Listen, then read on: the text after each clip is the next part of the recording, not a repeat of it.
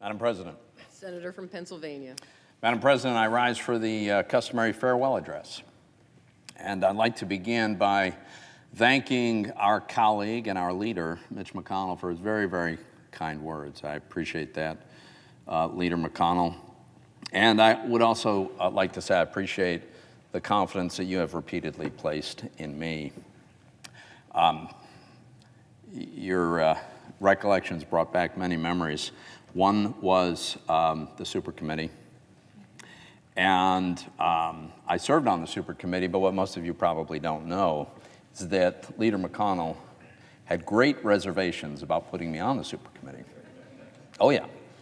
And he grilled me for what seems like it was hours over several occasions. But here's why. He grilled me because he wanted an outcome. And his concern was, will this firebrand from the Club for Growth be willing to compromise, be willing to reach an agreement that couldn't possibly be exactly what he wanted? And what was most important, as I recall from our conversations, to Leader McConnell was that the people on that super committee, at least the ones that he could appoint, be interested in a successful outcome. And Madam President, I would suggest that one of the things that is underappreciated about Leader McConnell is how relentlessly focused he is on outcomes. It's hard to know because he doesn't tell us that much about what he's thinking, if you haven't noticed. But I'm pretty sure that that is a big driver. So, Leader McConnell, I appreciate your leadership. I appreciate the confidence you've placed in me. I appreciate our friendship and terrific working relationship. For the many thanks that I have to give, I'll start with my family, starting with my parents. They did a great job raising 6 kids, I'll tell you that much. I have to really stress my gratitude for my wife. Chris, most of you probably don't know, but Chris had a very successful and promising career as a consultant, which she put aside so that I could pursue mine. So, in many ways, I think she had a tougher job because she was home raising 3 kids, and she has done a phenomenal job of that. So last month, we celebrated our 25th wedding anniversary, and I think I'll spend the next 25 years letting her know how much I appreciate her. So our kids are here. Our kids are, Bridget is 22, Patrick is 21, and Duncan is 12 and a half. And, you know, growing up in a political family has its disadvantages. You would be surprised to learn, but it seems like about every 6 years or so, people ran some really nasty ads about me on television. They did. The kids see ads, obviously. Also, I missed more of their activities than I would have liked to because I had to be here. But they were always terrifically understanding about that. And I'm sure looking forward to spending more time with each of them. Now, for those of us who serve in this body, we all know that staffs are the unsung heroes of our successes. And I've been luckier than anybody deserves to be with the teams that I have had working for me over the years. 18 years in public office over a 24-year period, 6 in the House, 12 in the Senate. And I've just had wonderful, wonderful folks, mostly younger people, as we know our staffs tend to be, but just terrifically capable, hardworking, bright people. My state staff, for instance, Leader McConnell was kind enough to point out the reputation that we had. I don't deserve the credit for that. They're the ones that work so hard on behalf of our constituents from Philly to Erie and the other 65 counties and innumerable little boroughs and townships. Every day they approached constituent service with enthusiasm and professionalism that was amazing. I mean, little boroughs requesting federal grants and businesses struggling with federal bureaucracies and regulations, veterans stymied by the VA or Social Security Administration. It didn't matter what it was. My staff was on the ball, getting the job done, and doing it with a great attitude. My personal office here in D.C., both when I was in the House and in the Senate, also just terrific, terrific people. You know, I represent a very big state that's relatively close to Pennsylvania, so we have a huge number of constituents who want to come down and make their case, as they should. Most of those meetings end up getting taken by our staff, as you know, and they've just done such a great job. Our ledge and comms shops always working so hard to get the policy exactly right and get our message right. Administrative staff that kept things running smoothly, so I never had to worry about it.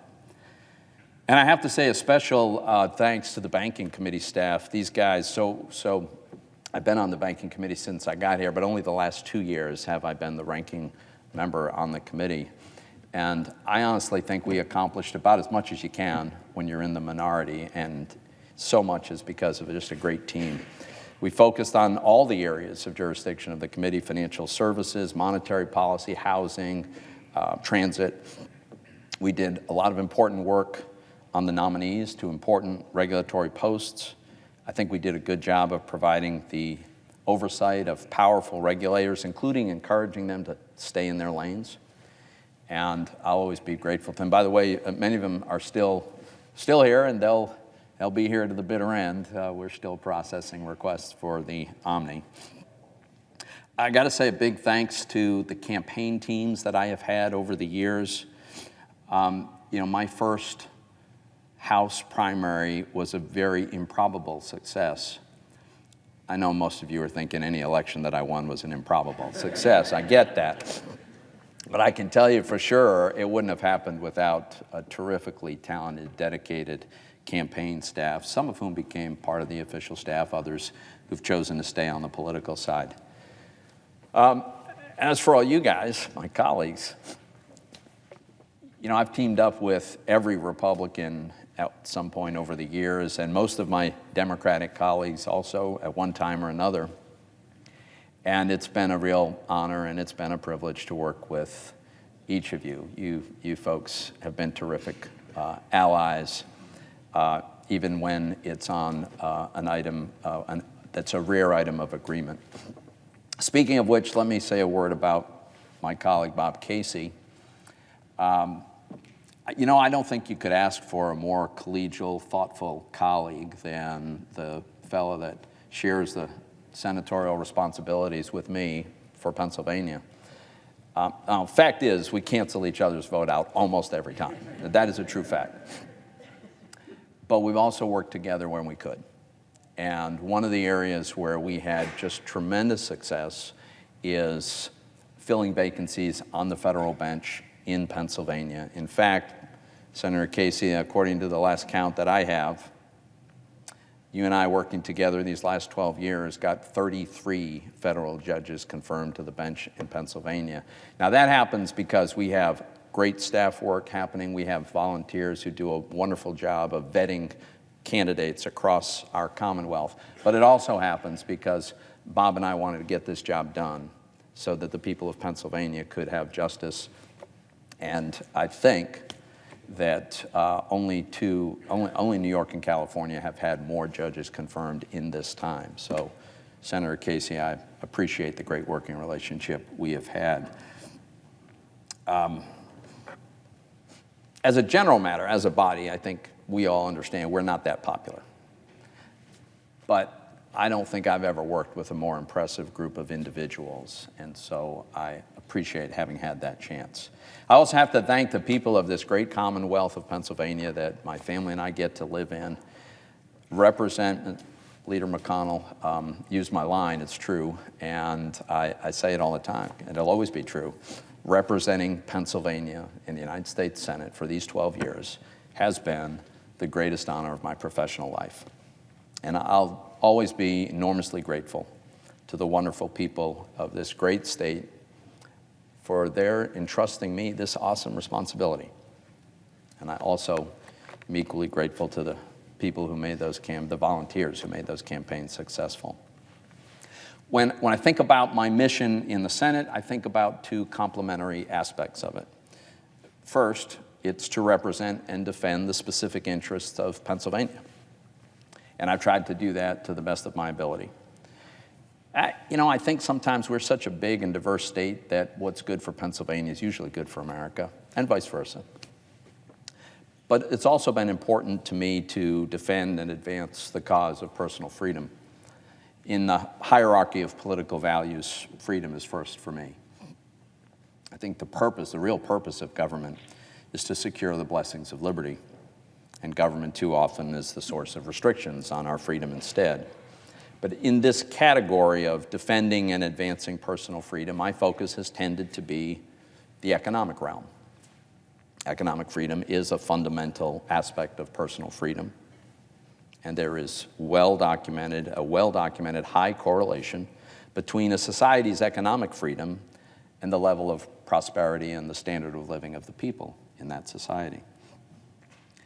So you probably won't be surprised to learn that I think my biggest legislative accomplishment was that opportunity that I had to be part of a small group of senators, finance committee members, who got a chance to develop and help pass the 2017 tax reform.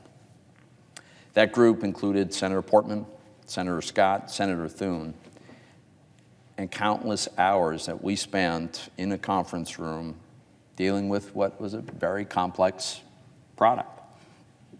We took our draft and we presented it to our colleagues, and over a course of many weeks, we kind of iterated our way to what became the most sweeping tax reform in at least 30 years. And we expanded economic freedom with that product. And honestly, I have to tell you, I think the results were even better than what we had hoped for. By the time the tax reform had been fully implemented, take calendar year 2019, we had the strongest economy of my lifetime. We had strong economic growth, 50-year low unemployment, all-time record low unemployment for African Americans, all-time record low unemployment for Hispanic Americans and other ethnic minority groups. Wages were growing, and they were growing faster than the rate of inflation, which means that workers were able to see a rising standard of living. And wages were growing fastest for the lowest income Americans, so we were also narrowing the income gap. We ended corporate inversions. There hasn't been one since. Remember how frequently they were occurring. And with a lower corporate tax rate, but also fewer deductions, business boomed. The corporate tax rate is down to 21%. This year, with a 21% top rate, we're exceeding the revenue projections that were made prior to tax reform when the rate was 35%. And this is not just about inflation. As a share of our economy, total federal tax revenue is at a multi-decade high. So much for the thought that we were going to increase the size of the deficit from the tax reform. Oh, and by the way, we also made the tax code even more progressive than it was. That's right. Higher earners now pay a greater portion of the total tax burden than they did before our tax reform. Now, I know my Democratic colleagues were skeptical about this, and I understand that. But I would like to suggest the data is in, and it's really good. There are important provisions that are scheduled to expire, and I do hope that Congress and the administration can find a bipartisan path to extending, or better still, making permanent these otherwise expiring provisions. And I hope you'll indulge me for just a few moments to make a couple of other recommendations. I've got one for my Republican colleagues. I've got one for my Democratic colleagues, mostly for my Democratic colleagues, and two for this institution that we have had this privilege to serve in. For my Republican colleagues, let me just say, our party can't be about or beholden to any one man. We're much bigger than that. Our party is much bigger than that. We are the political representation of this huge center-right coalition across America. On a good day, that's more than half of Americans. And I hope we resist the temptation to adopt the protectionist, nativist, isolationist, redistributive policies that some are suggesting we embrace. I think those are inconsistent with the core values of a majority of the people in this coalition. More important, I think those ideas lead to bad outcomes for our country. For my Democratic colleagues, I've heard many of you passionately, and I believe sincerely, declare your determination to defend our democracy.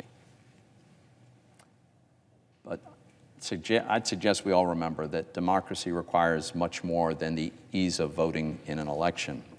Elections are absolutely unnecessary, but they're an insufficient condition for a truly democratic society. Elections really are a means to an end. They are not the end themselves. The end or purpose of elections is to provide the mechanism of accountability of the government to the people whose consent is our sole source of legitimacy.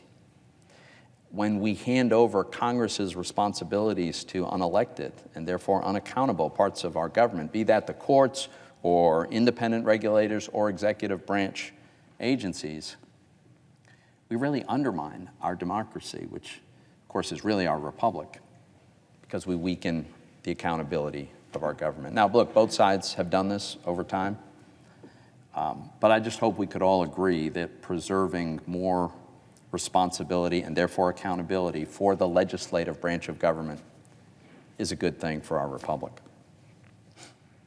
And then 2 suggestions for this amazing historic institution. First one, and it's the most important one, please keep the filibuster. It's the only mechanism that forces bipartisan consensus. It prevents governance from the extremes. By forcing bipartisanship, it results in more durable legislation, and so lessens the likelihood of big swings in policies, and it provides stability for our constituents. And if you want to see more polarization, get rid of the filibuster and we will have much more polarization. The second thought I had that I wanted to share with you is I think we can all agree that the Senate has not been functioning as well as it once did and as it really should. I don't think too many committees are producing too much legislation the old-fashioned way, and the old-fashioned way is actually a pretty good vetting process for developing legislative ideas. And when legislation does get to the floor, typically there are very few substantive amendments that are allowed to be considered. The result is, as a body, it's very difficult for us to discover whether and where there might be a consensus. There's a lot of reasons for this, including political polarization, that reasons why the Senate behaves in a way that tends to block debate and voting. But there might be some relatively modest tweaks in Senate rules that might just facilitate restoring some of what used to be normal functioning. And I know a lot of you have done a lot of work in this, and that work is still underway. Let me suggest you consider one small tweak, a small but important technical change to a rule, the rule which enables the obstruction of the body. I'm not talking about the filibuster, but rather the rule that effectively requires unanimous consent in most cases to allow a vote on an amendment, any amendment, even a germane amendment. I can tell you most Pennsylvanians are very surprised to learn that in order for a senator to get a vote on almost anything, he or she needs the permission of every other senator.